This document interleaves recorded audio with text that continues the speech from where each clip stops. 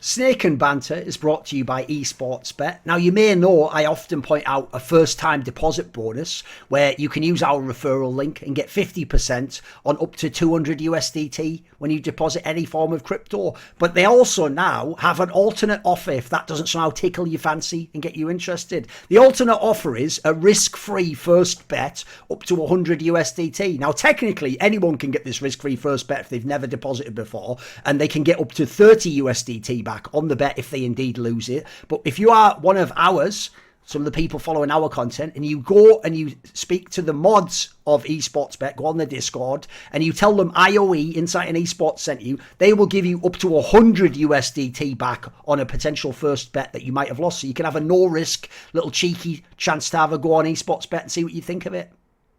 Right, this is going to be another episode of Snake and Banter.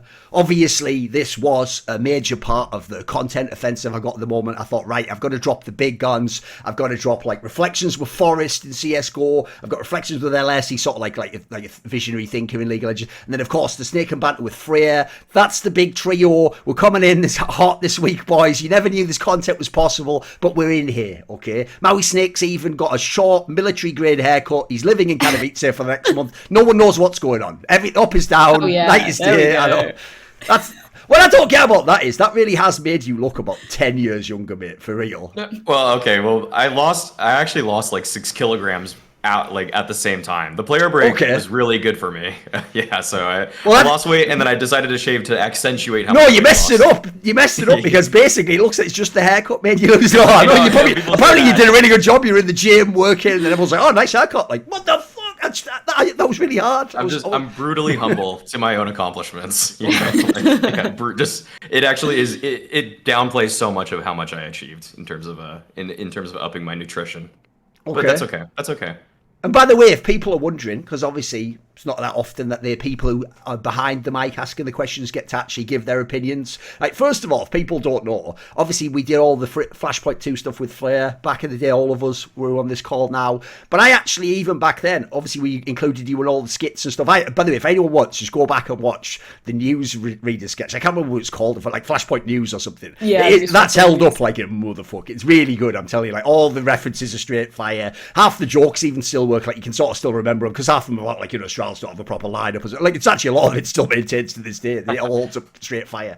So, and also, here's the thing people don't know. I obviously had that Big Brains episode that I brought Freya on. What people don't know is this. I always try to explain this to them. There's some people in esports, Freya, who are in your position where, like, for example, Frankie came from the mainstream. She actually worked for the BBC and other companies, and then she came along into esports. I think she even came into League of Legends first, and then then she came to CSGO eventually, right? So she's more in her position from the pure position of professionalism. That was her career. It's a broadcast career. People don't know you were actually just a fan back in the day, right? In fact, I remember what's mad is people won't remember this. I actually remember when I first saw your stuff because you just did these like super low level, like basic like video interviews or something from events, wasn't it? Yeah, and like you did one or two. And I remember like retweeted one or something, and then you just got picked up by Faceit like a year or two later. So you actually just a fan of CS back in like 7-8 years ago, right? Yeah, I think it was the Happy one that was one of the first ones that I did way back in DreamHack, Malmo. That must have been a while ago then, because he hasn't been in the game for about half a decade. Exactly. Yeah. Indeed. So no, so people don't know. Freya definitely has watched loads of the games, has her own takes and all. And I'll even add this detail that people might not know. That for Flashpoint 2, where we had those sort of like retrospective videos of stuff like Taco's story and like MIBR or whatever, and we had like some like historical videos. People don't know, Freya did those all herself. She just came up with the whole concept, scripted them, wrote it, like got someone to edit it all together. That wasn't like the whole team did that or I did that. Like she did that all herself anyway. So let's get into it, right? Let's test your thoughts about the current scene. So we have a rule here, which is the guest always has to start with the first topic, but luckily the first topic is the positive one. It's the good one. So what is good at the moment in the world, Freya? What are you enjoying right now? Put a positive spin on something that maybe people said was a bit negative. Obviously the whole G2 conversation, there's been a lot of critics for obviously some of the new joinings, but I want to focus on Mauisnake because I think he did a really good job at the full groups. Got his, I guess, Blast gave him the MVP, but he was highest rated player at the tournament, got his first MVP, got his first ace as well, which kind of like shocked me a little bit, like versus ace with G2, because I didn't realize that was his first one. which is kind of nuts. Yeah.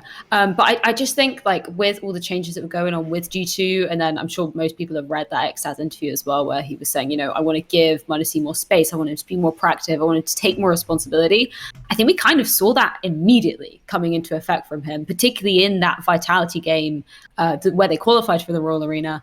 Because that was a rematch, obviously, from earlier in the tournament where I think it was like 16-3, 16-5, 16-8 or something like that, where it was, really decisive to either side. And then this one was like, the marathon match, the longest game I think we had there. And particularly in the final map, I think he was super instrumental in terms of actually closing out for G2. And even in the map, the Vitality one, which is Dust 2, the second one, he was still really hanging in there. And I think that was a really sort of positive sign from him, where we've been wanting to see a more consistent Mauisnake. Obviously, we've seen him, pulling off some really, really impactful plays. But just the consistency element was really, really good to see. I think he only had like 2 negative ratings throughout the entire tournament, which I think is really impressive considering there's kind of a whole new system being integrated with them as well. So yeah, I wanted to just start off by giving, props to him. That's my good point. It seemed like with Alexi B, I'm assuming this now, essentially, with Hooksy and with what X has said about wanting to give Mauisnake more freedom, he was much more mobile, I would say, at the fall groups than what I saw before. Because before I would actually harp on some of the times when I would see him play for G2 where he would look very static. It looked like they almost wanted to use him as a turret. And I just thought that's just because he doesn't know what to do in terms of what's the next move. Where should he go next to be on the map and to be more dynamic? They were probably relying a lot more on the rifler power for G2. And now I think they're just taking the leash off. They're letting him go wherever he wants to go. And that's making him such a incredibly deadly force, because every time I watched him play Nuke back in the day, it was just like, why is he playing Heaven every single round? And now he played Vitality on it, and he didn't have like a crazy game, but he was moving around a little bit more. It seems like he's either finding out plays for people to run to help him out, and he's just bringing those to the table and they're saying yes, or he's just doing whatever he feels like. And they should at this point trust him to do what he feels like, because he has the skill to be such a game-breaking player, to be on that level of mechanical ability with people like Simple in terms of speed and consistency, in terms of accuracy. So for him to have this opportunity to show what he's actually made of with under Hooksy, or maybe kind of like not under Hooksy, maybe he's just kind of doing what he feels like. I'm loving this look of Mauisnake, because it seems like he's going to now ascend and probably have much more onus in terms of where the team goes. Sure. I've got a few points for that. One, on the whole ace thing. I agree, though. That's one of those weird things where if you ever see those stats, they always never make sense in your brain. Like, I'll give you a random one. They'll always get those stats where people are like, did you know in his career, Simple's only ever done 2 1v5s? And you think, like, what? I'm pretty sure I see him do one, like, every game, don't I? Like, what? But apparently those stats are real. Like, if you ever go look them up, it's actually very rare how almost no one's ever done, like, a 1v5 and stuff as a clutch or whatever. Like, it really is, like, super, super insanely rare, even though your brain feels like it's every frag movie in it. Then on the whole Mauisnake thing, right? There's a few angles to this, I think, which is, one, I personally have tried to temper expectations for this player the whole time he's been in G2, because I think the most unfair part is, it's like when Lockie came in Astralis, it's like you just throw this guy in tier 1 lands immediately, and then it's not just you're at the LAN. You're at the LAN, you're supposed to go like the semi-final every time, and if you don't, you've failed, and you're going to go head-to-head with like Ziwu and Simple, and then everyone is just going to look and go, Orpa versus Orpa, like, did you have to succeed? It's like, you shouldn't even be considered on that level. Like, that's not even really a career path. Normally, you go in lower teams. Like, if he was in Team Spirit, for example, he wouldn't have any of the scrutiny he does now. He'd have games where he popped off and everybody would be like, wow, what a sick player, can't wait for him. Like, just like Dexter or even the wonderful guy now. Like, but he wouldn't have the same scrutiny. So I do think, unfortunately, the whole G2 circus and the whole X-Stars and Carlos and Nico, that's all just like impinging on Mauisnake in a way it sort of shouldn't. Now, at the same time, though, obviously it is an insane opportunity. Like, if you can make use of that, a la the bits of the world, and if Lockie could have, like, yeah, also it does give you a chance to potentially boost your whole career way further than it would be. So I've generally sort of like tried to be like, look, let's not expect him to be a star. Let's not put too much pressure on him. But I do also think if you look, it does look like they've changed something up since Hooksy came in. Because the thing is, if I even think of Alexi B, what I always tried to do with the IGLs is just think, what was their last situation like? What is their track record like? So if you think about Orpas Alexi B's worked with, it's only really 2 people at the pro level. It's Alu and it's Mantu. That's it. And the problem there is, as you might obviously be able to infer by the end situation, Alu has his own strong opinions about what he wants to do and absolutely a self-motivated motivated ARPA who's going to go where he wants. So I imagine for him, Alexi B doesn't have to like control him. He's just going to do his shit anyway. And I think if anything, I would imagine Mantu was on the opposite side. I think Mantu's another one of those players is why Alexi B has this rep that he has to micromanage everyone. That's a guy who hadn't been tier 1. If people don't know, the story with Mantu was he wasn't an ARPA before he joined ENCE. OG rather. Like, and as a result, he had to learn that on the fly, and also he got no lands. He had the first like year and a half was just all online pretty much. So in that scenario, like I think it's a really difficult situation to bring up a young player like this, because the idea is you want him to one day be simple as he would, but he isn't right now. But at the same time, you have to let him make the mistakes. You have to give him the freedom to do that. Yeah. So I also imagine like the moving around of the pieces as also seems like it's actually created more space for him in that regard. I wonder if they even almost cynically knew like you can't just throw him in the deep end when he first came into the lineup. But the difference is, I would say if you look over the time he's been in the team, I do think you've seen gradual improvement. It's just it wasn't like the real problem is the bits and the Z-woos have ruined like what being a rookie is for all these fans. They really think everyone just hits the ground running as like the MVP. It's like that's not going to happen. And also you're just never going to get, you're not going to start with all the space and resources in a team with Nico and Hunter and all these guys. And like the point of joining the team wasn't to be the player. Like you're joining to be another player. So I think the cool thing for me is if they can ever get it figured out, because obviously the Nico Hunter angle in theory works. Like in their team, he should essentially be in like the bit role where you have like you have Simple, he's already set up for everything. You have Electronic, who's amazing as well. But then if you can bring this third guy in, the games you do have a big game like this, you're going to push him over the edge. Because I do think like G2 had no business beating Vitality in that series. Once he basically just hard carried. Like he had a bunch of games where no one could expect he was going to produce like that. So I thought, yeah, he's been a massive. I don't have any real criticisms against him. I think that's actually a good shout for good in this sense. Probably one of the only almost entirely good additions to G2. Looks like it's great for the future. It's going to work out. Probably was worth the money in the end. I think it's tracking pretty well so far. And actually, if anything, they've got so many problems elsewhere. This thing finally coming online now and him getting really good. This is the perfect time. Like, this actually might fucking drag them out of whatever issues they're in and give them a chance running into playoffs, into the major. It could maybe even happen in that sense.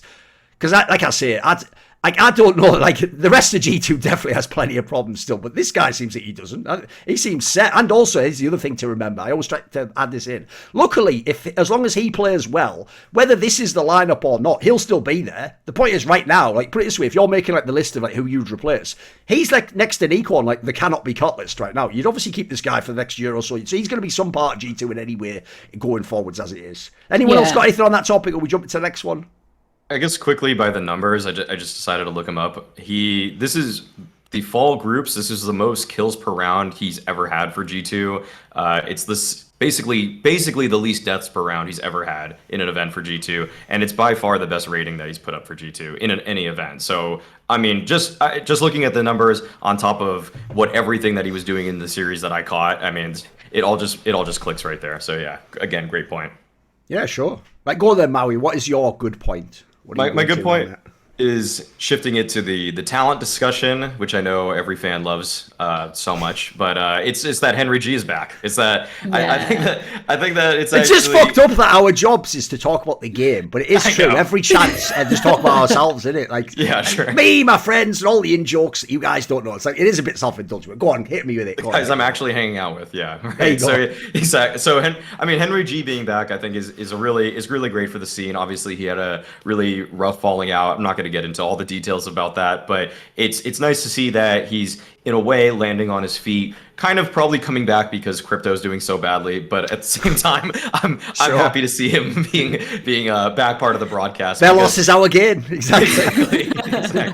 All that sea of red that he was looking at, he had to look at something else. Yeah, so I think that with him coming back, something that he's added, and I've already noticed this in just a day and a little bit of watching today, because by the time we're recording this, it's day 2 of Pro League. It's just that the way he carries himself in a studio environment, I forgot was this pleasant. It's really nice to just listen to him for long form broadcasts like this, where there is such thing as listener fatigue. Like everybody is a victim to this, especially when you go through something like a huge Pro League where you're on for five weeks at a time or whatever it is. It's nice to just get some new blood in there, and I'm not saying like that anybody who's in the position right now working Pro League consistently is bad, but the variety just helps a lot. Like I don't want to hear even the best casters every single time, especially for studio type work, because like in that duo between Henry and Sato, the thing is, like, we remember so many of the Sato moments so vividly because he had some excellent wordplay to highlight these brilliant stadium moments. But actually, when I think back at it, a lot of the studio times, I think Henry was probably, to me, the more engaging person, like sometimes often the more interesting one, which is perfect for him to come back in a situation like Pro League, where I think his life experience really shines. Yeah, for sure. I'm excited to actually get to see him a little bit, and there's a little bit of a hint on maybe I'll be at Pro League, perhaps later on. But yeah, he was, maybe, I don't know, watch his space. But yeah, he was in the green room in Cologne, like randomly. I walked in there on the grand final day and I was like, oh my God, Henry, like I haven't seen him in ages. And I haven't actually worked that many events with him because he was doing a lot of, when he was doing the ECS stuff, like back a few years ago, he'd do a lot of the studio time with just like Bardolph and DDK out in Santa Monica, which I didn't do too much of. So I'd only really see him at the finals. But yeah, he's always just like a super pleasant person to be around, super knowledgeable as well about like a lot of things, which is amazing. Weirdly, we were born in the same town as well, which is super random. Went to the same pub growing up. Very Southern England, you know? It all comes back to the south of the UK. I can't really say there's many similarities between you and Henry, but fair play. I guess you got the whole spectrum covered in that one little town, apparently. Okay, fair enough. Right, here's the thing. What I actually also think, Maui, on the point you're making as well, like, was one of the things I've always found weird about Pro League is when they do the group part, like to me, they could build this as like a massive competition, like it's prestigious, like you got like they could do it so because it's supposed to be one of the major, like obviously Pro League's run the whole time of ESL, it's supposed to be like one of the flagships along with, you know, the prestige events, the Cologne, the kind of it's why they put it into the Grand Slam and all that jazz. But one thing I found weird is whenever you come to the group stage, it does always feel like people start off with like fuck around energy. That's why if you notice even like loads of the teams get in trouble like 3 series in where they're like, wait a minute, we have to actually win all these to get out the group. Like everyone just comes in it because it feels like castings like that as well. They don't start like just one of the biggest. It's not like the major. Like everyone starts at like sort of like the fun vibe, if you notice. And by the way, that is what Henry was always the king of. Is that vibe is essentially like the podcast vibe while you're doing a fucking live game. But the crucial thing is the game itself has to be one where like it doesn't really deserve like the like Fnatic versus Na'Vi doesn't deserve the gravitas of like a major, does it? Like some of it's going to be fucking around. Some of it might be one team smashing the other one. So even though what's funny is because it was his whole circle of people who were in the casting world, everyone's going to think that vibe comes from like Sponge and Machine and Stonnet. It's like, no, Henry's the actual engine of that. They're like the fucking, they plug into his source in that regard. Like, he's actually the ringleader on all that. People done all those in jokes, all that fucking vibe, the sort of switching to podcast. That's his whole shit. That's it. That's the way he does it. And it's perfectly suited for this sort of event as well. Like obviously it all worked very well on the CS summits as well. But I actually also think the group stage of this tournament, until it gets to the playoffs, people just can't somehow engage that it's actually a serious tournament. So for this point, yeah, if you want to have a bit of a let off steam, and by the way, even more perfect, someone's just coming back, you haven't seen him in ages, it's exactly when you want him to fuck around and show off personality and make it fun. Because as you're saying, Maui, like it's going to be different because you've just heard all the other top casters just do their best casting impression every game. Also, by the way, as an aside, I'll just throw this out there, like this is one of the areas where it's weird that I work as talent, because I also do at the same time fuck with talent a little bit, which is like I also do think, as much as I love the Harrys and the Scrawnies, it's like step your game up. The king's back. That's all I'm saying. Henry's saying now, you aren't just shadow boxing against the legend. You have to actually do it. You have to be better than him now. So do it. Show me the level up. Show me how good you are. Show me that you're the best. That should have hired you. So yeah, I think it's great in general. I don't think there's really any downside to that. Obviously, that whole angle, like the crypto one, is a bit bad. By the way, one thing I thought was mad is obviously people, because of the Cloud9 stuff and some other stuff, did sort of turn against Henry and like didn't like him or whatever. But one thing I found really bizarre is he also got that thing where people just kept telling him like, you're just scamming everyone with crypto. It's like, I've never seen any evidence that what he was doing was ever a scam in any way. Or like, as far as I can tell, it's just the people who think like all crypto's a scam or something. You know what I mean? Like, because that angle never made sense, because they were all, and the whole thing. Also, the other thing, I'll just say this for the millionth time, even though it'll never be remembered by fans. That Cloud9 lineup wasn't the team HenryG tried to select. Like, I was with him when he was going through all the names, and the joke is, if you had a shortlist of like 50 names, those were like the bottom ones, and some of those, as you can imagine, the Messies weren't even on on the list. The list, by the way, was fire. It was like Cold Zera, Nico, fucking like, you know, Zipniks, like go down there, like keep going, like fucking whatever you want, like even good ones like Jacob, JK. These were all people on this. People don't know it was in a scenario where, without going into a whole side thing, basically you can't just make teams from scratch. Like the top players already want to join with other certain top players or cores. Like they don't just join a team out of nowhere. Like that's the problem. Nico's not just going to join as your first player because he knows as soon as he signs, you could just sign 4 shit players and you just ruined his whole career. So like I don't think that whole thing, people went way too far with that. They think that was like, they think HenryG had like, you know, unlimited budget and he picked all these players. And also I noticed they retell the story in the most whack way. They act like when he obviously was joking, Mauisnake, it was so obvious when he said the whole like Colossus, because it was supposed to directly battle the Juggernaut meme of Call, which it was intentionally tongue-in-cheeky, obvious he was joking. Do people act now like, you know, he said it would be a fucking Colossus? Like, he didn't really mean that. He didn't really think like Floppy and Zeppa when they were in there, we're going to fucking smash everyone's head in, did they? Like that's beggars belief. Like, listen, blame people for the mistakes they made, not the like imaginary ones we all have. So let's move on then. Here's my good point. Oh, do you have a point? Do you have a final point? Well, just that I've never really seen fans root so vehemently against a team. Oh, it's wild, wasn't it? Yeah. It was so strange, yeah. But you don't really get, like, even teams that put a lot of money into their projects, like FaZe or G2 or Vitality, people don't prey on their downfall in the way that they did just because Henry was attached to the Cloud9 brand there. Oh no, the joke is. Yeah. The only other sorry. team I've ever seen that with, by the way, was the recent EG, and I think it's just because people knew they got paid money. Yeah. That's about the only comparable one, isn't it? Yeah, I agree with you. Dude, there's plenty of teams that have spent loads of money that never got this abuse. What were you going to say, Freya? Oh, just the fact that he was so open with like the buyouts and stuff as well, right? He was trying to start that as like a trend for teams, and everyone was like, yes, but still he got so much shit. Oh, you know the sickest thing about that detail as well is the real reason that fucked him is because obviously his team quickly died out and it never continued, right? If that had continued and it had actually ever caught fire as a trend, that would have paid dividends on itself. Fans don't get this. Here's why that would have been amazing. Because you're all laughing now like, oh, look how much Zipniks was getting paid. But what you don't know is if the other salaries had been revealed, like people like Fallen, etc., you would have had a nasty time when you saw what they get paid. Like the story later on we might be mentioning about Evil Geniuses players. If you really knew what these guys got paid, they wouldn't just be getting flamed for the server time, mate. Everyone would have been getting flamed. It actually would have changed the whole industry. Like in that regard, I even think he sort of like took one for the team in that regard. Like if it had worked, that would have been a fucking really revolutionary moment in Counter-Strike that could actually, maybe even if his team had failed, leveled up the whole scene. Because if people really knew football style, what everyone makes, there's a lot of like moves that suddenly aren't so debatable. Of like obviously the JKS one for Call was a classic one, right? People forget it, but like the real reason why I know Richard goes so ham on the JKS angle is because they were paying this guy like Nico money.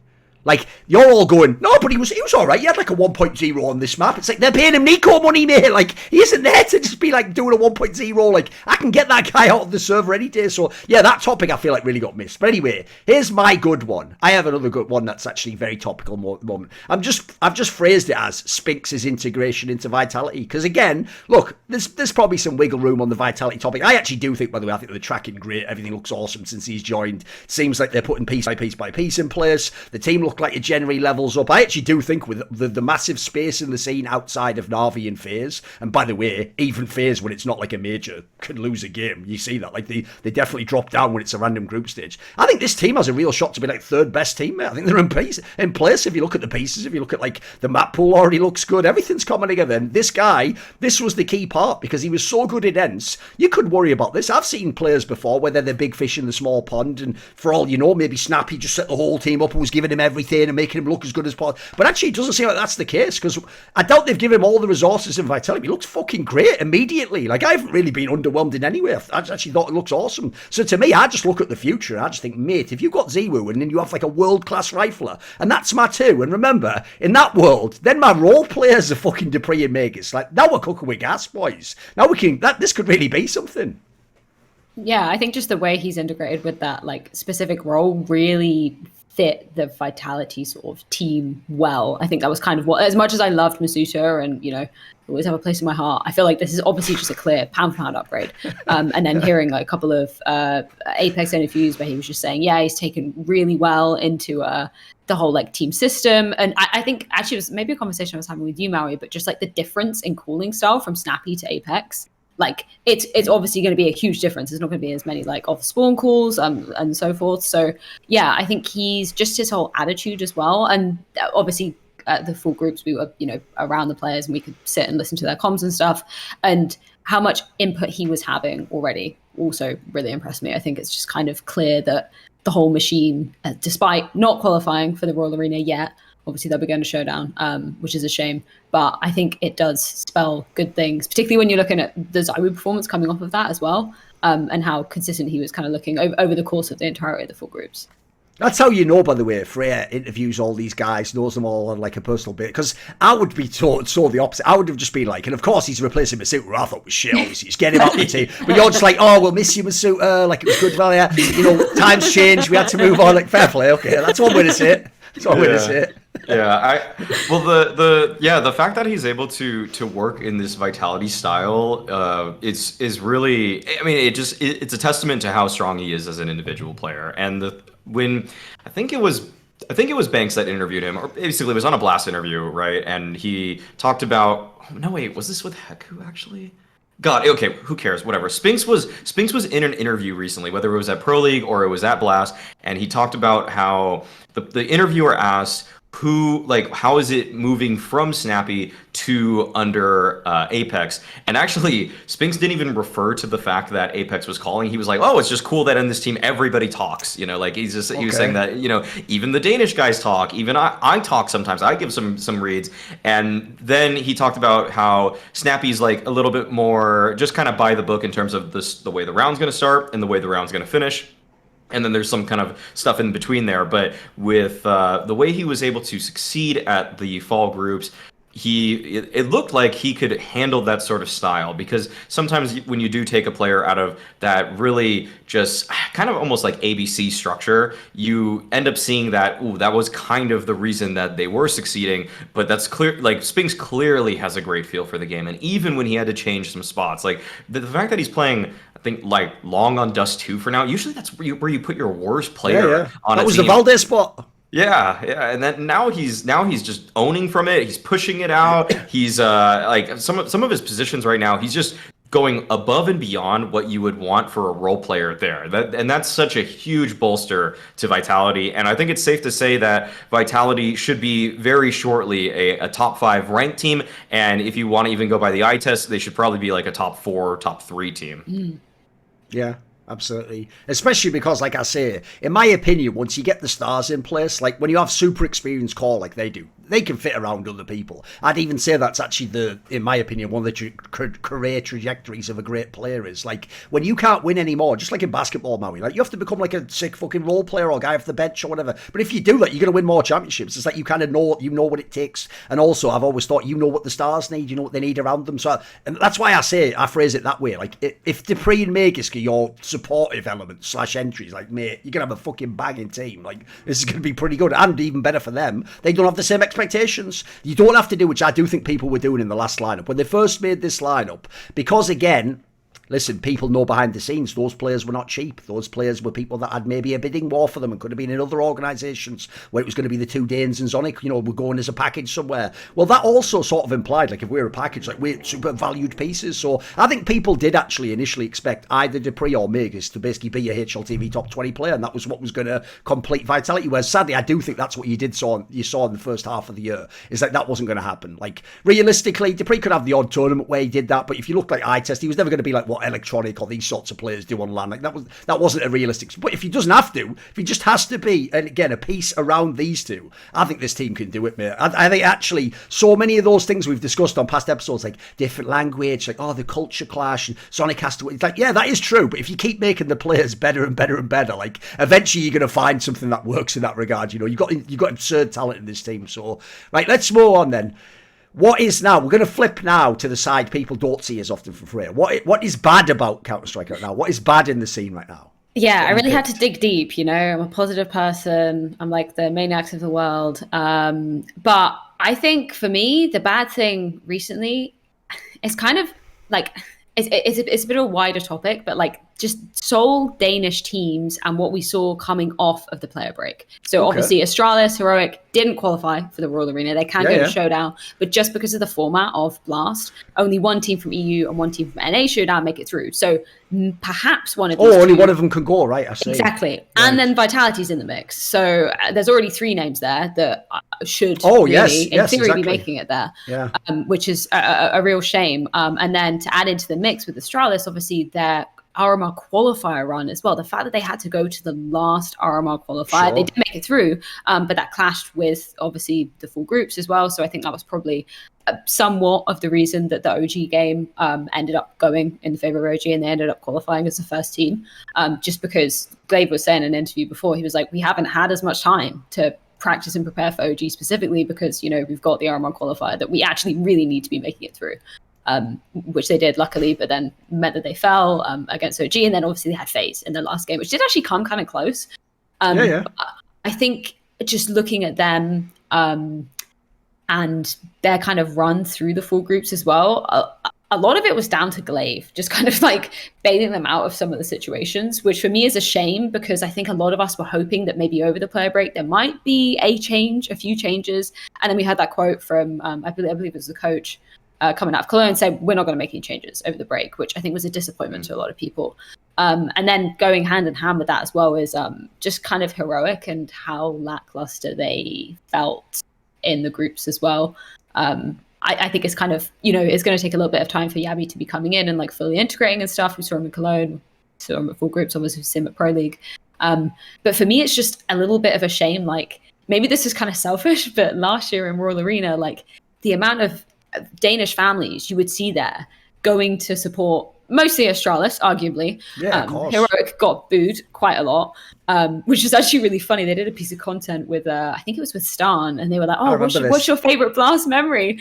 And he was like, I only have one, and it was getting booed on stage, so I guess that is because the worst thing, people forget this as well. I think Cadian even set himself up because I think he even said something mad in an interview before they went to that event, because this is where people forget, like I always say in esports, your reputation takes time to catch up to actually what you've done in esports. It's like that with teams, because at the time of the Blast Fall, like HenryG was far away the number 1 team from Denmark. They were like the 3rd best team in the world, mental at the time. And so I'm sure Cadian naively really thought, like, this is it. I'm going to come in the arena and I'm going to be the one they cheer for, not Astralis and Glaive. Like they're going to, and then the joke is it was totally the opposite. And he even said some line like, "I'm pretty sure we're going to have a lot of jerseys and cheers." And then, like as you say, it was like just getting booed by your hometown crowd. Like what the hell? Like, oh, that was so brutal. I know. Glaive was AWPing as well. Like he probably really thought he was going to come in and absolutely own them, and then obviously he didn't. But I just think I don't know. I think I was looking for something a bit more inspiring from. I was hoping for a change from Astralis.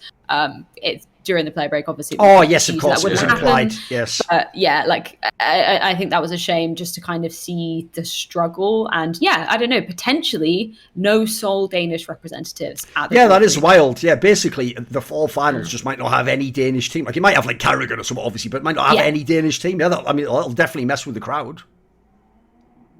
Yeah, this is a topic that's kind of tough to unpack in terms of where to go with it entirely. We're going to talk about HenryG more, but so what I want to, I guess, say in terms of general feeling, because I don't know, this is definitely a bit of an extrapolation, but the more I get integrated with European culture and living here and everything, I do kind of notice things about like Denmark that maybe you guys might have takes on, but it's just that it feels like some of these companies with Denmark orgs, I guess, feel very bottom line oriented, where it feels like, and it almost feels like once they get to this kind of above water sort of territory in terms of earnings, there isn't always the biggest incentive to go above and beyond to actually be the big spender at that point. And I know that there's like basically like once you hit certain tax brackets and earning numbers in it gets wild in the Nordic region, yeah, in Denmark especially, you start to like lose so much, like your taxes become insane, and it almost just like pushes you away from trying to become like a team or an org or any kind of business that goes just like world class in terms of like Fortune 500 type status. It feels like that wouldn't behoove you at all. So it almost just kind of like it just chops it off. Like you get to a certain position and then it's like just chops off any further desire, because you know that you're just going to get punched down by taxes. And I don't know if that sort of feeling is like pervades to these orgs or what, because that's how Astralis reads to me right now. Like they have their legacy, which was like a huge, like that was one of the best things for that team, that org, everything. And now they kind of ride that with basically making minimal moves and kind of letting things simmer for a lot longer than they probably should in terms of where that team is. Like, I don't know if people still really think Zipnik should be there. I don't know if people really think Farlig should be there still, if you want to put together the best team that should carry forward the Astralis brand.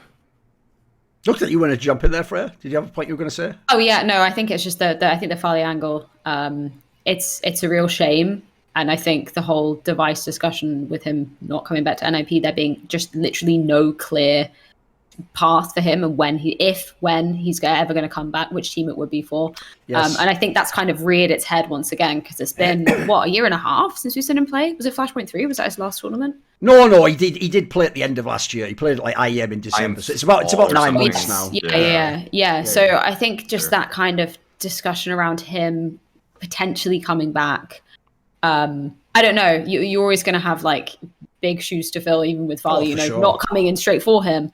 But I think that's where the conversation's kind of almost turned back to. It's like, okay, he's just never going to play for NIP again. He clearly doesn't want to play for them. Who would he benefit? Obviously, going back to Astralis. Yeah, I will say, by the way, that is one part I do think's mad unfair. It's like, not only when they had Lockie, even though they implied publicly they were keeping him, like everyone sort of knew they obviously weren't going to, but with the Farley pickup, like, I almost think that's like a bad faith pickup, mate, because that pickup is like a player who was marginally better than the Lockie guy. I actually think, sadly, he sort of underperformed in this Astralis. I wonder how they actually set him up, because I thought he was a better player when I watched him play in other teams. I thought he'd be way more explosive than he is in this team. He doesn't seem to do much, so that's another thing, is almost the entire time he has been in the team, Farley, this rumour about devices existed. Like, that's whack. Like, especially, by the way, if he never comes and joins Astralis. Like, if I'm Farley, it's like, why'd you put that pressure on me? Like, why you make me think basically I have to actually play at a level I can't play at because it's like the greatest player ever for my country, and that he's coming in and replacing me any minute now?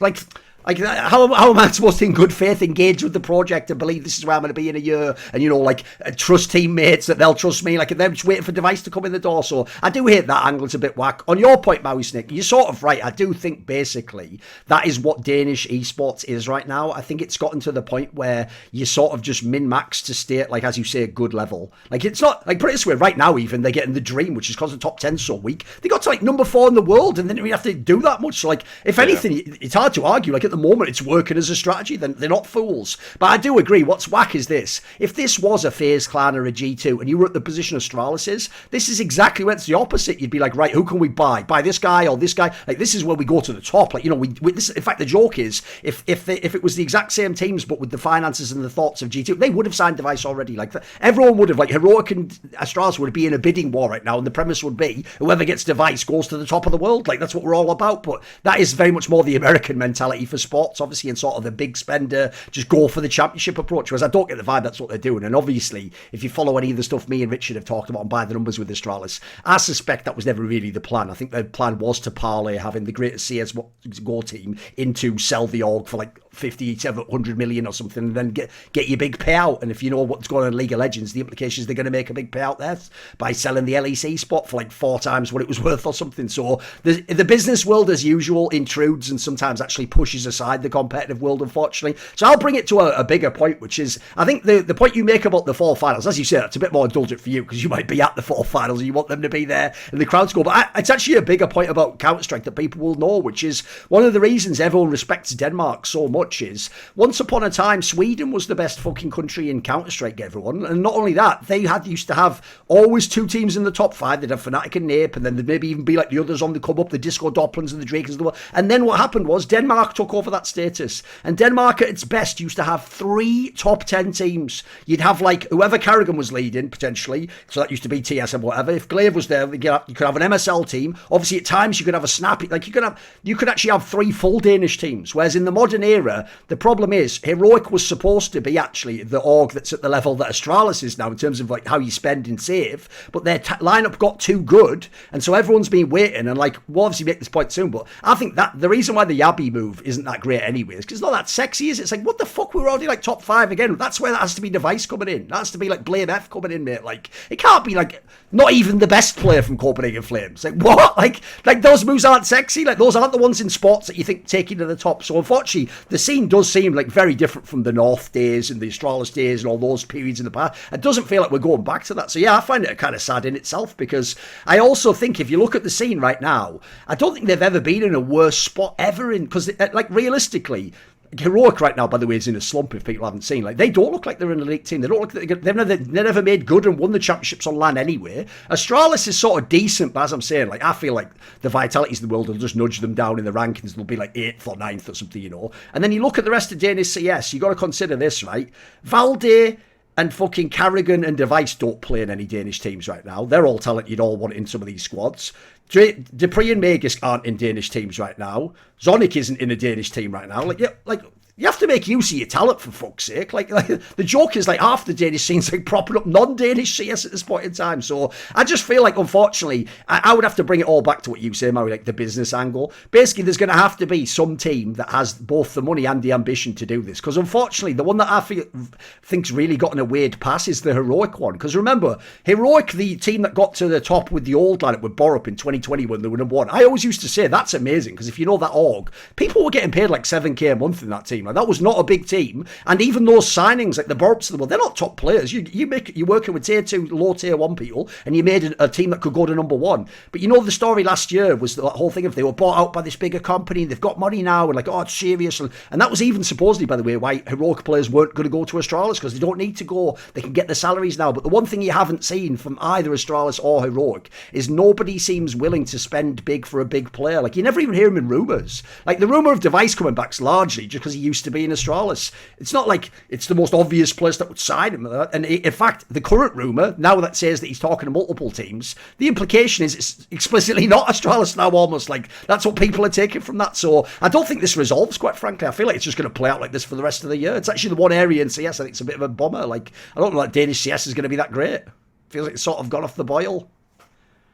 Yeah, by the way, as an aside, I had one thing I did want to say about that initial thing you said about like being in the 4 finals and how like you're more in the maniac category, Freya, of like nice to them. I almost think in some messed up way, right? Because this is what's wild. When I used to do events with Pimp years ago, he would always give the straight fire like fucking hot take in the green room, but then never on stage. And I always used to tell him, stay up. I used to get so mad because he'd go on stage, right, for example, and give the really respectful, like professional thing, like, yeah, actually, Team Liquid probably should win this game. Actually, they are the better team right now. But then in the green room, he'd just be like, Astralis is going to get him this time. I'm like, where was that energy on stage? But what's the joke is, I feel like this is all about balance, though, because that's when it was like, when I'm next to him. I notice when he's next to you and Maniac, because your whole thing's like, yeah, it's all brilliant, everyone's good, and the game's going to be awesome. Then Pimp's just like, what if Simple's the problem in Navi? Shit, did I say that? Oh, fucking, it's like my favorite pinpoint. You pushed.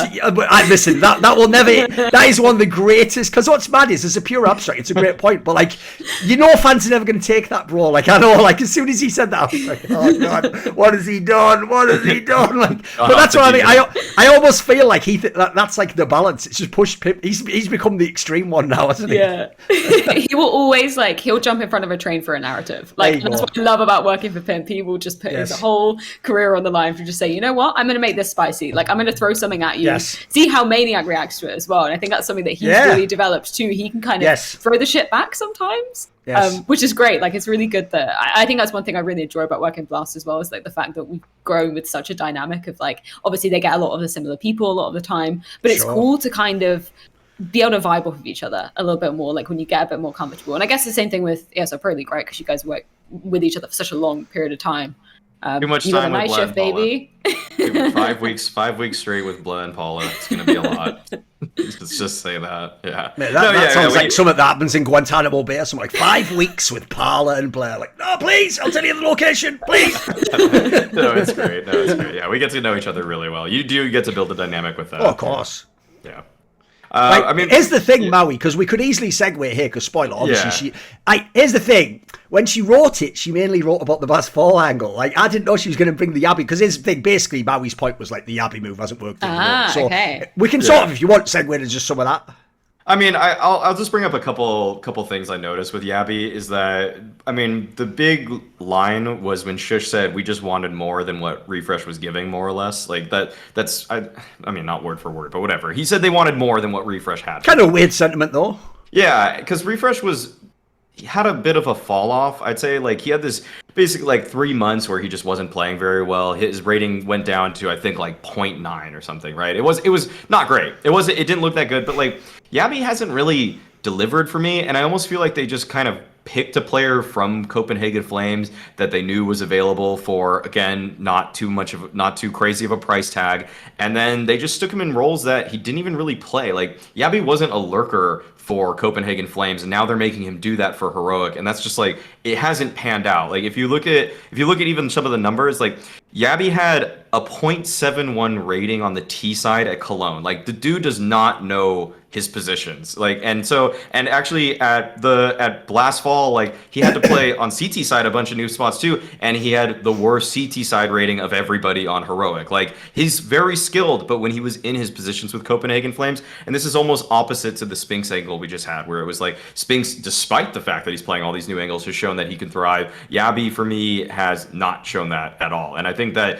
it's very different when you're taking a guy. Well, I guess Spinx was not the most experienced player either, but like Jabbi very much so seemed to thrive in particular situations where he's just not finding himself in those sort of spots with Heroic.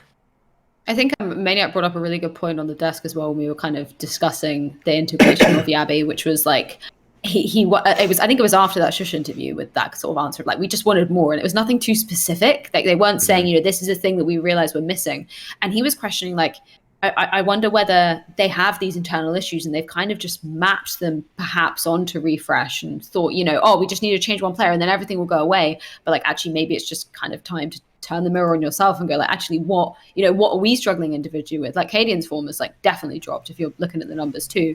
Not saying that, they should kind of be the team, but it's just interesting with the interviews really reflecting that of like, what was it specifically that you wanted Jabbi to bring?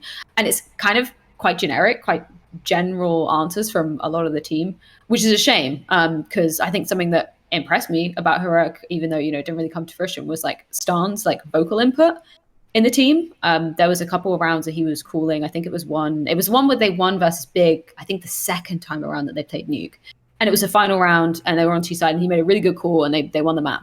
And that was something that I was like, that's like reads really good signs, right?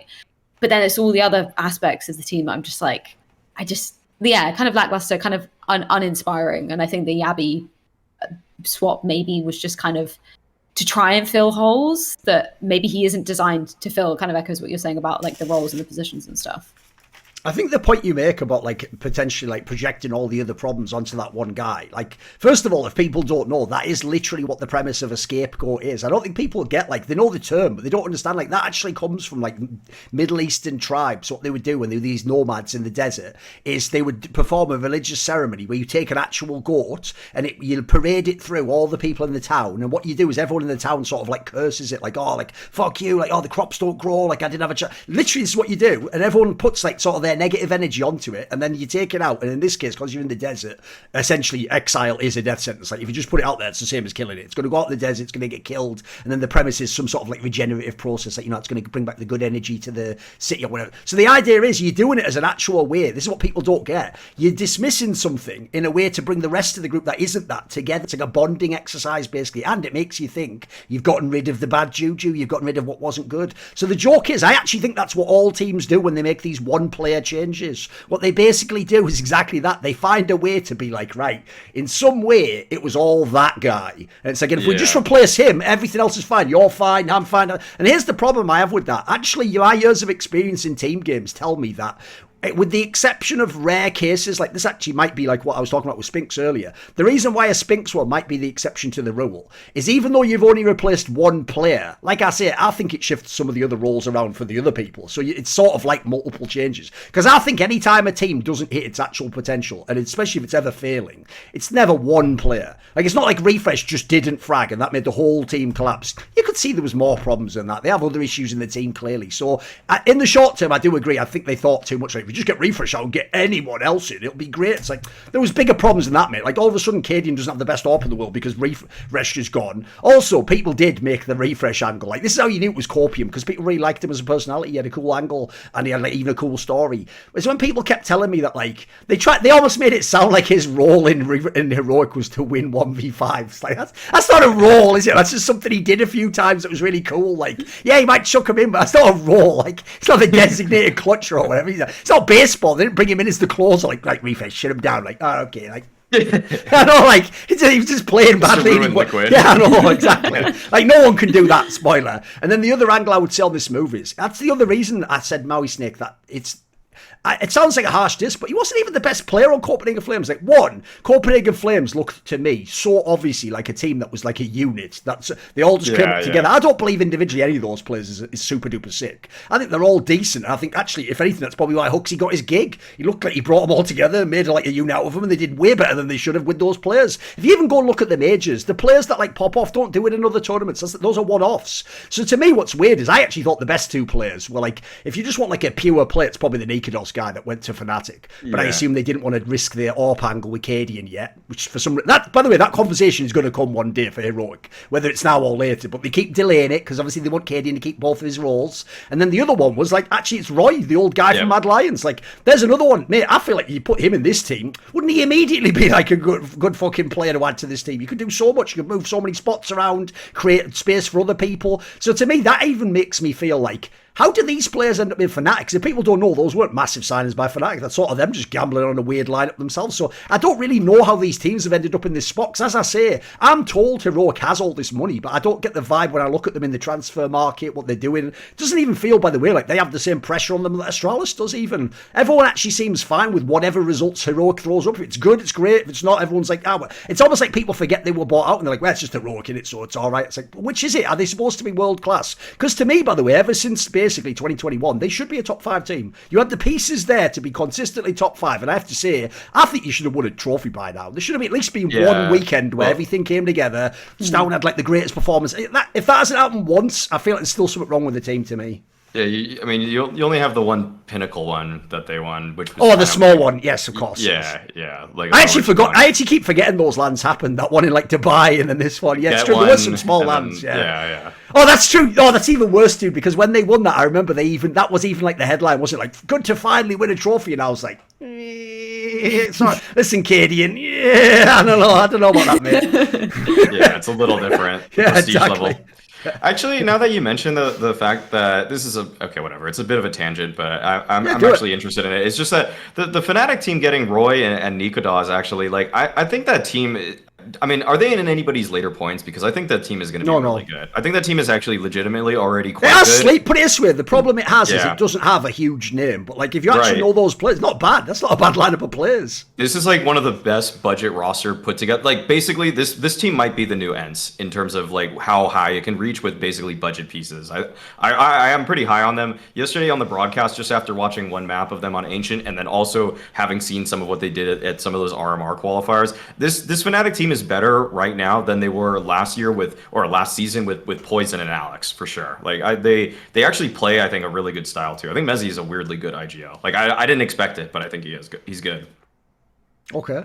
Yeah. Right, let's move on then. Yeah. We'll move on to my bad point. And I actually think, like, I will say part of it's super topical. Like, obviously, if you've been watching, like, in Pro League, you'll get a sense of what I'm talking about here in the Blast Showdown. Like, my bad point is, I actually think Nip, because the whole drama for them also was, will Device ever rejoin? And even though the players, you'll notice, all of this year have either never commented or signalled, like, probably not, or like, this is the final lineup, or Esotagi is the final play. Like, they've basically gone out of their way to sort of say, like, I'm pretty sure, by the way, spoiler behind the scenes, they know he's never coming back. Like, it's just known at this point in time. The problem is this, I feel like it's given fans false hope, though, because fans keep thinking, probably what I was when I thought Device could come back. It's like, this is a pretty good little team, actually. Good rifle core. They make it work, even though they don't have the IG on the upper, if they ever get Device back. But the problem is, if that sentence isn't activated, like, if they ever get Device back, I have to just look at what they are now. And I'm sorry, when I look at what they are now, they've now played together a whole bunch of months. They played loads of tournaments. They're a known quantity. And the problem I have is I think they're stuck. And even worse, as other teams are, like, upgrading, getting slightly better, I think they're going to fall down. Like, this was a team where, for me, they had, like, real dark horse potential at some of these big events, like the last 3-4 4 months. Even their map pool was pretty good. If you remember, once upon a time, they had a really good ancient. Then I thought more recently, they've made such a killing off having an overpass. If people don't know, that's the map you can even win off a Na'vi or a phase. Like, it's actually one of those rare ones that most people aren't emphasizing right now. So there was periods where they had reasons they matched up really well. Right now, I think actually they're looking pretty fucking bad across the board.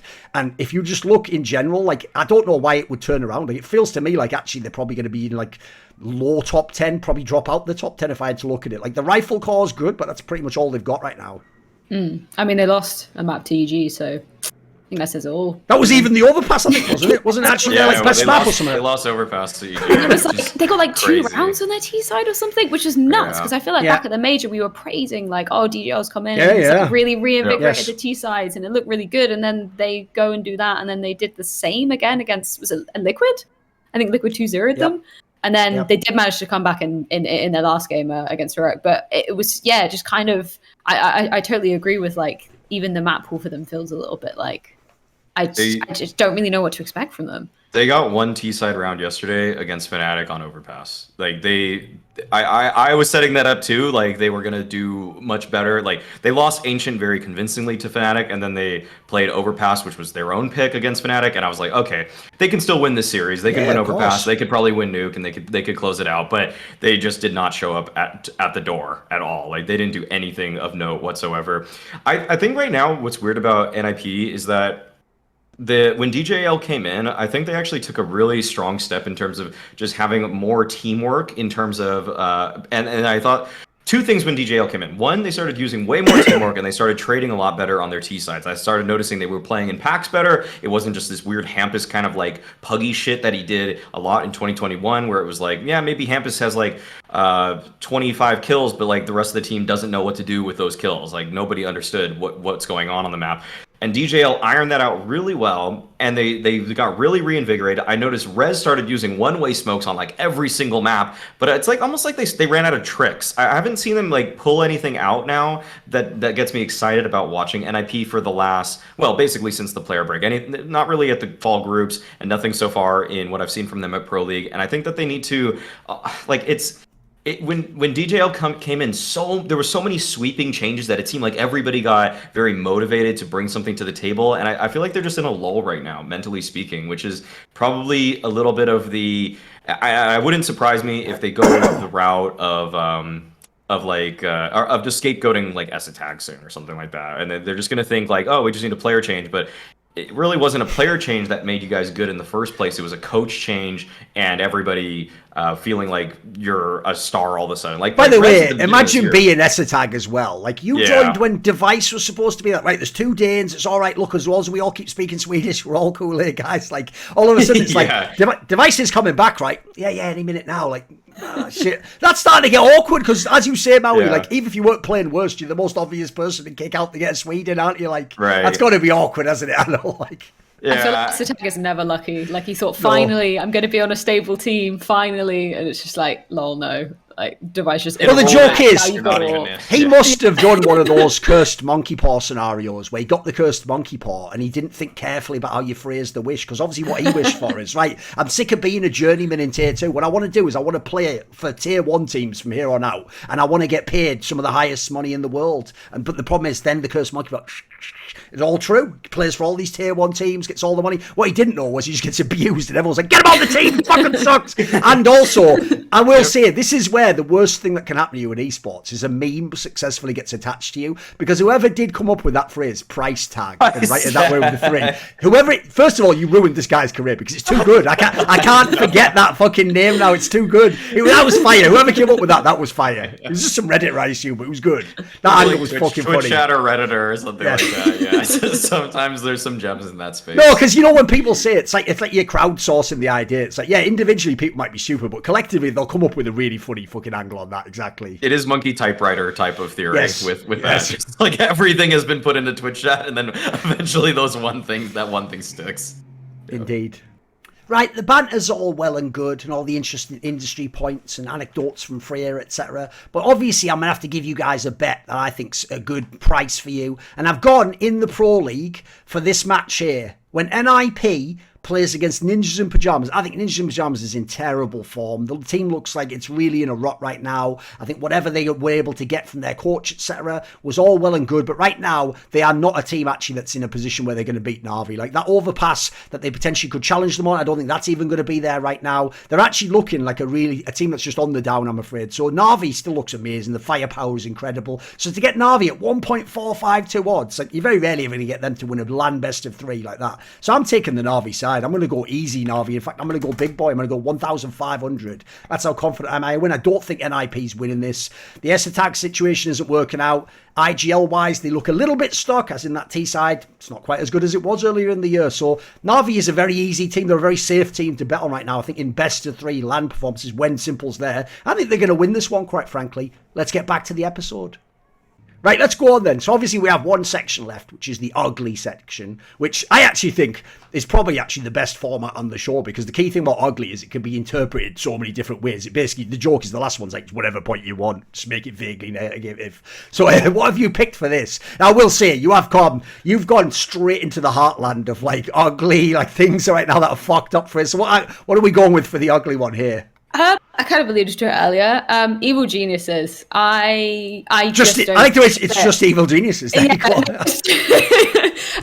It's just yeah. They should rebrand to that, because I just don't get it. I don't get, like, I was really happy that we were seeing them taking a different approach, like bringing in like 2 extra squads and maybe having the sort of dynamic around like, oh, we can pick this player up from here and kind of try and make the main squad around this. And that was nice to see after I don't know how many blasts, particularly showdowns, obviously groups as well, because they're a partner team, where we're just on the desk and we're like, it's the same freaking narrative as we're always talking about. Are EG going to do anything? No, they go to the showdown and they lose out in the showdown. So I was happy that we saw a change, even though it's kind of it's a cool approach, especially with like North American CS. But I still don't feel like anything actually changed from what we saw of them at groups. Like, cool that they got Nealon on, obviously, as in-game leader, but then Banks did an interview with him, and it was just really clear that, like, they just kind of grabbed somebody and put them in here and thought, okay, maybe a different, region coming in might give some new ideas, might flourish things a little bit. But it just felt kind of the same flatness that we've seen with previous EG.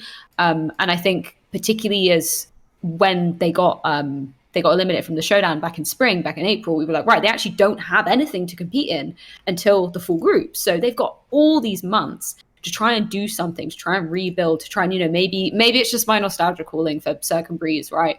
Like, hopefully having them come back and do something. But it just didn't feel like anything happened and anything really changed with them, despite having all of these different changes coming in. And then it was, obviously, I don't know the reasons behind this, but they obviously had Rush playing in the best of 1 stage, and then Automatic came back in for the best of 3, but we didn't really get to see much of it because they obviously got eliminated really early. So I think maybe, I don't know, maybe this is more of a personal one of like, perhaps we're going to see something change. And we just didn't. And then when you look at the stats, I think there's like 3 in the bottom 5 players at the groups, 3 of EG players were in there. All of them were in the bottom 10 lowest rated players. So I don't know, it just felt a little bit flat. And I think that is a shame when we're trying to, maybe like having Liquid resurge in sort of the North American scene, obviously with Yakinda's help. But I was kind of hoping that perhaps we'd see a bit of a resurgence of NACS. But yeah, a bit heartbreaking. It does read like the poor man's Liquid pretty hard, where you have these kind of guys that were stars, whereas for Liquid you have Elige and Nath. For EG, you kind of hope that's supposed to be Cirque and Breeze, but they're just so much, like, they just don't compare at all. And then you have you bring in a young gun like how Liquid did with OC, EG do it with Hext. You bring in a guy even from Eastern Europe in Yakindar, and they're trying to do it with Nealon. It's all like they took the same formula, but they just, everything got lost. By the way, that was going to be my joke I was saving. Right, basically, the joke is, it's like, if you imagine the EG execs are just, like, out of touch. It's one of those boardroom scenarios where they're like, sir, Liquid's just got a top player from an Eastern European team. Like, get me my Eastern European player. It's like, here we are, Nealon. Like, what the who the fuck is it? I vaguely remember the name, but like, because that one was completely out. Listen, if people made fun of them signing NA players, that one, when I saw that news, I was like, what?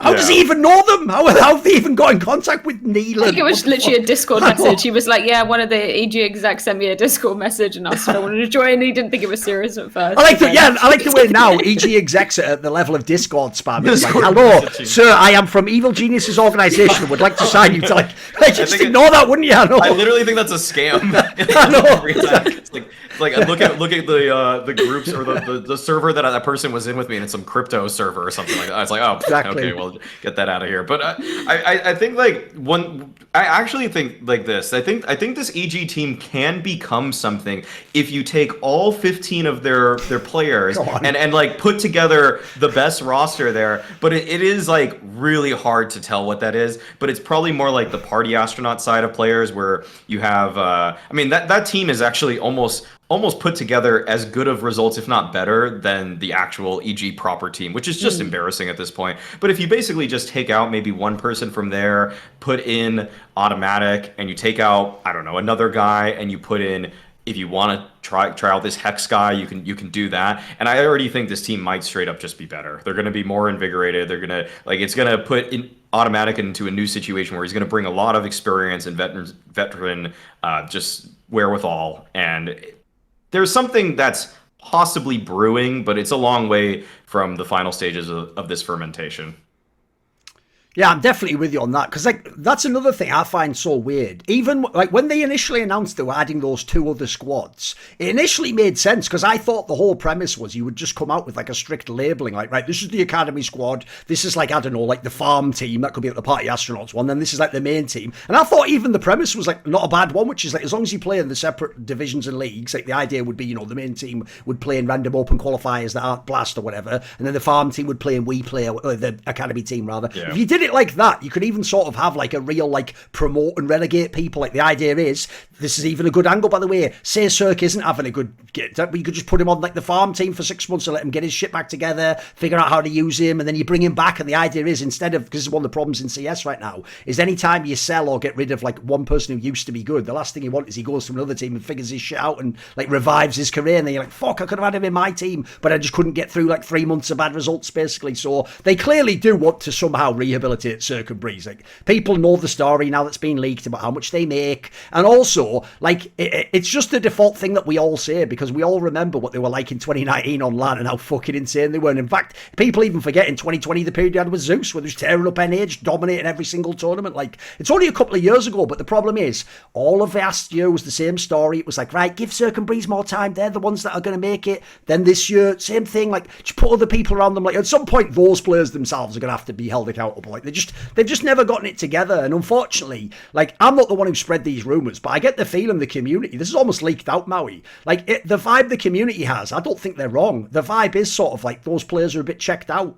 They don't. Yeah. Breeze especially just sort of seems ever since we went online, it didn't seem like the same player. Because if people don't know, when I met this guy in 2019 when he was killing it on NRG and then EG, he actually was a really motivated player. Dude, he actually had the sort of drive back then. I do want to beat Astralis and be better. He had that sort of thing. I know it's before we had the whole online period that affected many people's mental situations and what they're doing in their career. And CS is different now. But even so, that story is, I'm kind of soured on it. It's kind of a sad situation. I thought if you give these guys enough chance, they will bounce back. Whereas that's the key thing, to bring it back. I don't know what the premise of EG is now, because instead they didn't label those teams. Instead they've done it almost we just have 15 players now. It's so do they move between teams? It's does one team, for example, another thing I don't get is, if you are on whatever they consider the worst of the three, is there a way you can ever move up? Are you supposed to ever be the main EG? That's the way I don't get. It's almost this is just to confuse us. This is just distracting. It's worked in a way, but at the same time, I don't know how you ever get closer to having a tier 1 team. That's the part I'm confused about, what the approach is. I don't really understand and the messaging is very unclear as well. I don't really get that either.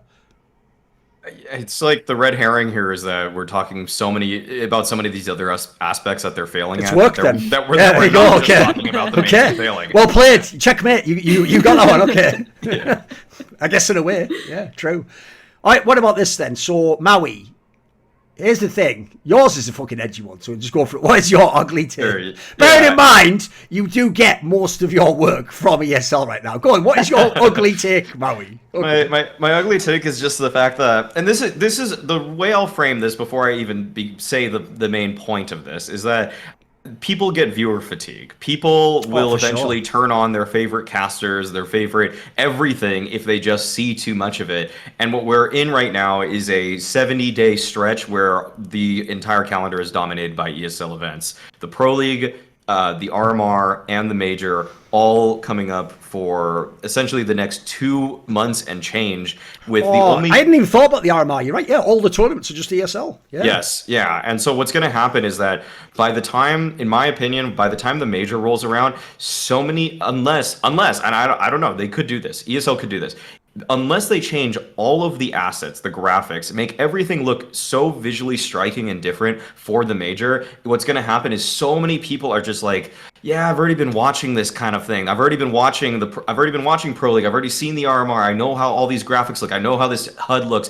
Because when the Major rolls around, even though, it's like PGL and there's some things that might be worse, it's different. It looks different. There's a little bit of a visual pop to it and then people will kind of, they'll express their complaints, their concerns about what they don't like about it. And the thing is that if ESL just keep pushing the same exact UI that we've been looking at, and we hear the same voices and everything, then people will maybe, like, it's almost like the casual fans will still tune in because they're going to be excited that it's a Major, but so many of the regular fans might tune out because they think, I don't know, I've already kind of been watching this exact same programming for the last 2 months.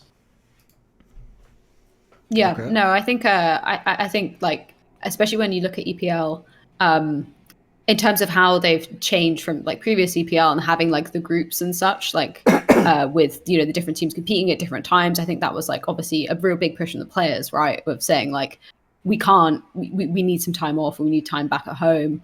So I think that was kind of like a positive change they make. And like, I think something else that, like, just working at ESL events a lot more obviously recently, I was like pleasantly surprised by like the content, like attitude towards it. And I think like that was obviously back when we were doing Flashpoint, the sort of approach to that, I felt like maybe put pressure on other TOs to. Oh, you think they've leveled up in that regard? That's why they're making more skits and stuff. 100%. And it was like actually the freedom and flexibility that even I had, like just doing interviews and stuff, was really cool. So I hope that that is something that is then mapped on to obviously the RMR, hopefully the EPL as well. Like obviously we saw the HenryG announcement, which was fun.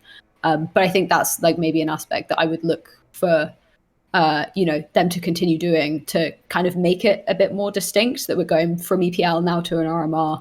Because the RMR isn't quite like a short period of time, right? It's only like, I think so, yeah. Like 6 days or something. Days. Yeah. Yeah, so I'd hope that, and that's if the broadcast time allows for it as well. But yeah, that's something I'd kind of hope that they would use and continue to do, to sort of make that distinguishment between each kind of different product, as it were. By the way, people always make out like I'm making edgy shit, Mauisnake. I've never made a skit where someone's actually in like a fucking church with like Jim dressed as a priest, just like, fucking hell, that was edgy as fuck. People don't realise. All right then, okay. They're depicting how Jesus looks, yeah. I know, it's better, isn't it? Like, it's kind of a brown guy too, so it's kind of forward thinking actually. It's pretty wild, wasn't it? I know. Yeah.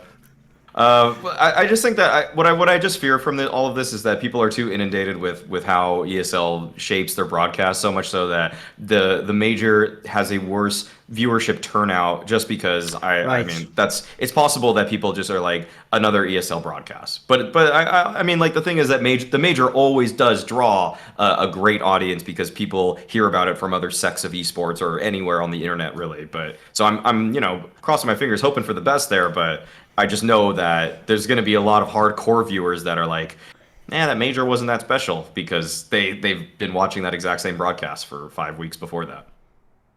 That's a fair point, actually. Because that's the part I hadn't clocked in, is that obviously since they're doing the RMRs as well, they really do just dominate the whole calendar now. Like, it felt to me like, it's just Pro League and then the Major. It's like, it's everything. Like, basically, it's not until after the Major we do Blast again, right? That's when we just return to the fourth showdown. There's one showdown. Eventually. Oh, right, it's in the gap, right. Yeah.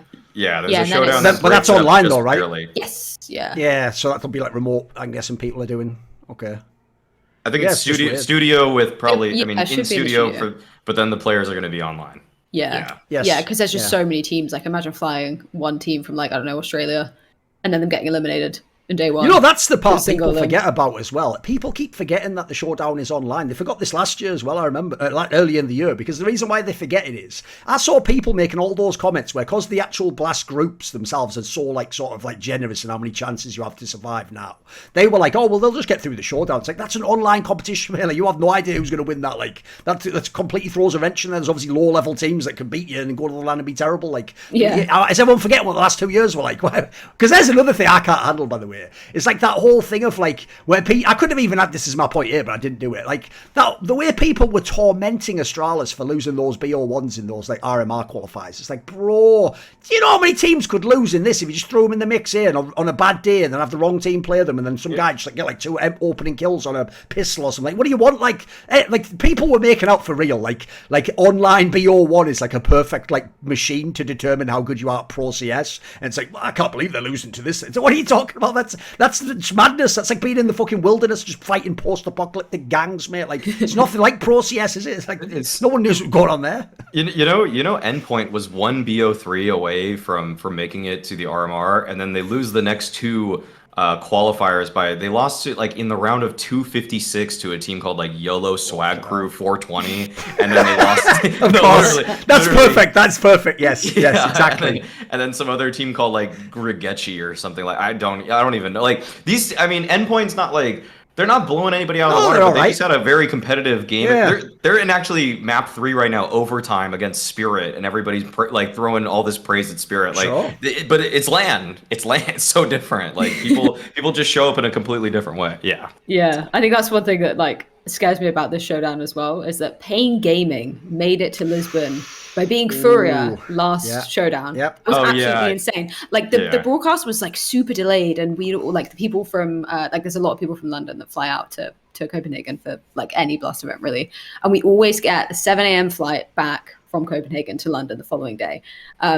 And it gets to midnight, and we're like, right, okay, we're about to start, because they're, you know, just the games have been really long. We're about to start the final game of the day, and it's Freya Pain, and everyone's like, Freya just going to 2-0 them. They're going to absolutely smash them. And then Pain are up like 8-0 or something stupid, and we're like, right, okay, but, like, Freya, you got to make this quick, because otherwise, like, we're actually going to miss our flight. Like, it's like approaching like 2-3 a.m. in the morning. We're like, go on, do it.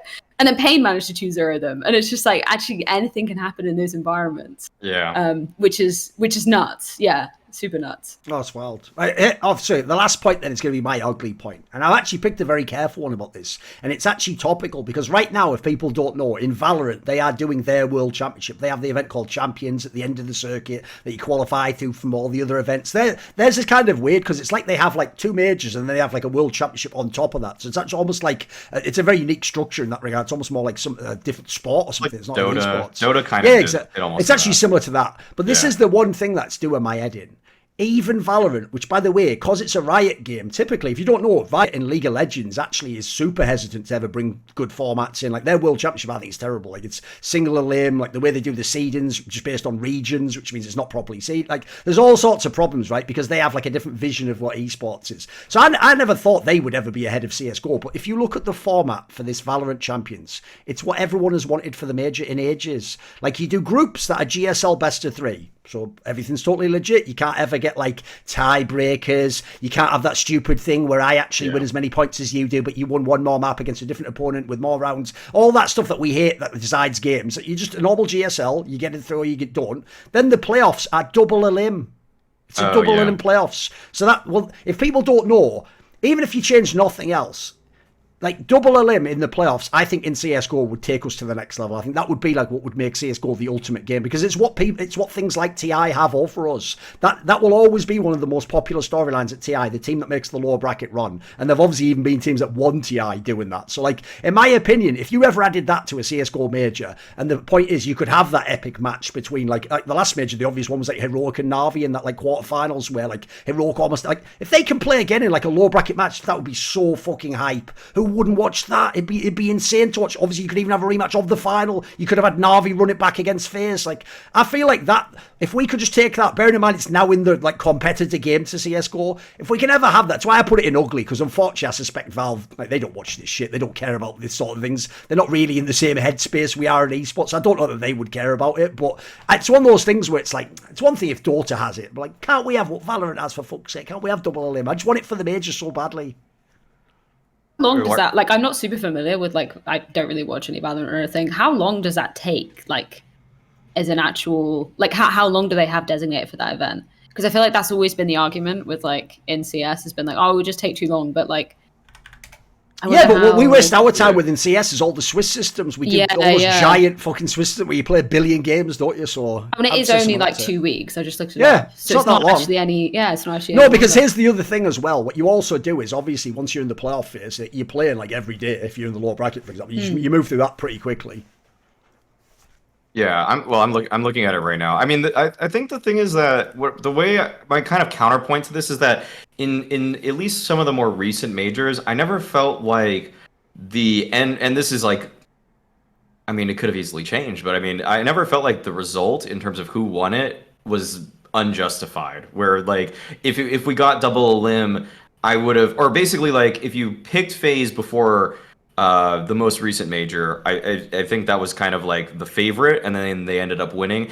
But if in CS there were more just like crazy upsets, like if there were more PGL, Krakow, Gambit winning majors, then I'd be like, yeah, maybe we should be using double elim. But as it stands right now for the last 2 majors, I think that the best team won those majors. So I'm not like I don't need double elim for majors as it stands today in terms of like just looking back at recent. I mean, my counterpoint to that would be that's the point of the single elim tournament, though. It just decides who the best team is. Like the double elim helps you sort the rest out. Now you can figure out who the second best team is, who the third. At the moment, right? What happens? What determines if you're second best in a major? Like in my opinion, that G2 team that got second at PGL, sorry, they weren't the second best team. They just got the right bracket. They just got the bracket. I think they had to play fucking Nip and then Heroic, who would never do anything, and then they were in the final. Like they weren't actually second best. Like I don't know. Like here's the thing: as much as everyone laughed at the Gambits of the world and Vitality for not being able to beat Na'Vi, I'd like to see them against G2 on that fucking LAN. Spin that back around. Show me them in a low bracket final. Maybe Vitality could beat them. Maybe Gambit could have even come alive and beat them. Who knows, right? Yeah, I guess it would give a lot more credence to anybody that comes like top 4 at a major. And then actually, I mean, I'll tell you the team that would have benefited the most from the last major. Imagine if Spirit in the low bracket also proved it. Yeah. True. Yeah, imagine if they were the third team, they would be fucking banging, right? That would have felt more legitimate than what they did at the major. Yeah, where it felt much more fluky. I'll say like one thing that could actually come from that and having a double elim that is that when they do the invites back to the major, where they used to bring people back to like the legend stage or like however they like sort that. You used to basically just come one phase before where you finished. So if you were legends, you just got into the top 16 next time. If you were top 16, you went to the major qualifier, which now is week 1. It used to just be that you qualified for the phase before where you ended. Right, and so what I'd want for the top 4 teams, if they legitimately prove that, is that they would just get slotted back into the legend stage. There's another thing you could do. Yeah, that'd be legit, right? Yeah. I don't want Na'Vi to have to and FaZe to have to play Mars and all that again. Yeah. Like, it feels kind of like a waste of time. But for me, yeah. But and it also just gives the chance that they actually lose, which no one wants that, right? But yeah. That's all. So I guess for seeding 2 through 8, I would appreciate the idea a lot. Now, what do you think, Freya? Because if people remember, technically Blast does use double elim, especially the finals. Yeah. I think I hadn't thought about the point of the actual ranking the rest of the competition, which I think is always something that, like, kind of how you said, Maui, just kind of legitimizing that outside of, the top 1, the top 2. I think that would be like a really positive spin on things. I'm interested to, like, I'm actually go and check some like of this Valorant stuff out, because I feel like finding the perfect format has always been so tricky, especially in CS. Like there's just been, I mean, just even thinking just purely from majors, from that standpoint, like the amount of different formats we went through. Obviously Valve decide the format of how you should be running a major. So that's, I'd be interested to see if they would actually change any of that. But even just outside that, like with your EPLs, with when we used to have ECS, like there was, I think the latter seasons of ECS was to qualify for the finals, you chose whether you wanted to participate in specific weeks, and there was just 8 slots. So if you were ranked number 1 in the world, you had the first choice of whether you want to compete or not in the specific Oh, group. That was right, where it was the online qualification. Because that was where famously, like, Liquid didn't qualify to the line when they were winning every land, didn't they? Yeah, exactly. And because they'd say, you know what, we're going to dodge week 2 because I think week 3 we'll have better teams. And it was like, actually, that kind of strategical element of it was like, actually, for a league like that was pretty fun. Obviously, like, no one's asking that for the major. I'm not saying that. But yeah, I think the conversation around formats is always something that's really... By the way, I actually think what you're saying now ties into Maui's point before. That's another thing, Maui. One of the other issues is it's also if the tournaments have like the same format is when it can also get super dry. Like you want to have like a mix of that, don't you? Like maybe one should be just a single elim, maybe one should be a double elim, maybe one is a Swiss that goes into a just 4 teams in the playoffs or something. Like you can also do that to spice it up too. Because that's one thing I think ESL did. This is where, like, you're kind of damned if you do and damned if you don't. Like, when I used to work with ESL, I used to basically tell them stuff like, I would change the format this way, or what about this? The problem they had, though, is because they're so quintessentially German, if they agreed, they were like, yes, that is good, Thorin. Make every tournament like that with best of 5 finals and double. I'm like, whoa. I just meant like once, like, try it for like one bit. And then, so even though I like it, they made the whole circuit that, didn't they? And then by the end, the problem was every ESL event had a BO5 final, and then I have to hear, even though I've only ever advocated Maui for it in the majors stuff, everyone has to come to me like, you think every BO5 is amazing and every match should be BO5. Like, I don't, I've never thought that, but I think they're good when they're really good. So yeah, you can see how you can have too much of a good thing, certainly. Yeah, I think that's something that I do actually really like about EPL, and just in terms of like, obviously from my perspective, building narratives is something that is hugely part of my job, and having the specific groups of these teams are going to be facing off for this specific week, and being able to harness in on that and focus on that, I've always been a really big fan of, because I feel like you can dive into statistics more, you can get longer form interviews from people because you have more of an ability to kind of craft those storylines, particularly on the desk as well. Like I've loved, since coming back from COVID, how much I don't know whether this applies for all TOs, but like how much freedom I've been given at basically every event I've worked at to say, this is what I want to focus in on. So I think with EPL that's kind of a positive, and also with the last tournament that just happened, I know a lot of people were bitching about the best of ones to start off with, but I didn't hate that. It was essentially just seeding. Nobody was eliminated. Like there wasn't, nothing really happened from that, like if we're going to be real. And it was a nice kind of like first taste almost. It was like a cheeky taste of like, okay, we've had some of these roster moves, like here's like almost like the trailer, and then you're going to get the actual movie in the best of 3 stages, which I really liked. And the obvious joke there being like the trailer for Heroic is fucking amazing. It's too bad the movie sucked, because they weren't winning their group. Like what the fuck? Yeah. God, I forgot that they actually won. Everyone forgets that one. It's wild, isn't it? I know. Yeah, and I liked that we then had each day on like here's 4 teams for this one day. I know this is literally just from a broadcaster perspective, but it's nice to be able to just go, I'm going to focus all my energy on this because this is a storyline for the day, and this is how all the different teams fit into it. So I think, from a selfish perspective, I kind of currently like the formats that I've sort of worked on. But I would, I hadn't really thought about your point of actually just ranking sort of the rest of the competition. By the way, even though it's a very cynical take, I also do, like, low-key, sort of, in a fucked-up way, enjoy whenever there's a team like EG's new lineup where they're just bringing in players that have no history. Because if you don't know, even though he's mega, he could do his job without doing any research. Because Maniac's whole thing is he is one of those people who's, like, a studious guy. It's sort of like, right, if I do my preparation, then I know, like, I'm secure, like, I know what I'm talking about. It's like, he can't have done anything, like, bro, what are you doing? Like, what are you, like, you can't, like, fucking theory craft how Neelan would play with, like, circus, you know what I mean? Like good luck, mate. Like, on that segment, the joke is I'm just waiting, like, let's see what he's going to come up with now. Go on, mate. Sit back. Go on, mate. Go on. My you just have to talk out your ass, right? Yeah, I know. Was, like, speaking to Connor and Mo beforehand and being like, right, I don't know anything about Hex. Like, tell me who Hex is going to be, what he's going to play like. And they're like, oh, he's the next Fang. And I'm like, yeah, but we're only just seeing Fang, like, sort of rev up and be kind of good, and even then complexity, bottomed out in that same ranking. So it kind of a shame that we didn't really get. By the way, on that note, I'll even tell you a random anecdote because it's related to HenryG, who obviously we started the show with, which is one time when I did one of those Gfinity events way back, but it wasn't the ones that were like when we had Fnatic and Nip and that. It was at the end when they were just doing that Elite series, which was the UK teams, if you remember, like Infused and fucking whoever else was in the UK at the time. It was all these like weird UK squads in a, like, not a very good league, although the joke was, actually, in that league, believe it or not, was like Smooya, fucking Jax, like a whole bunch of people who actually became famous players later, but no one knew they were going to be any good, and that boasting guy from Valorant, etc. And when we did this week, right, because this isn't even tier 3 CS boys, like this is the period when these teams were probably tier 4 or something, and like just playing qualifiers.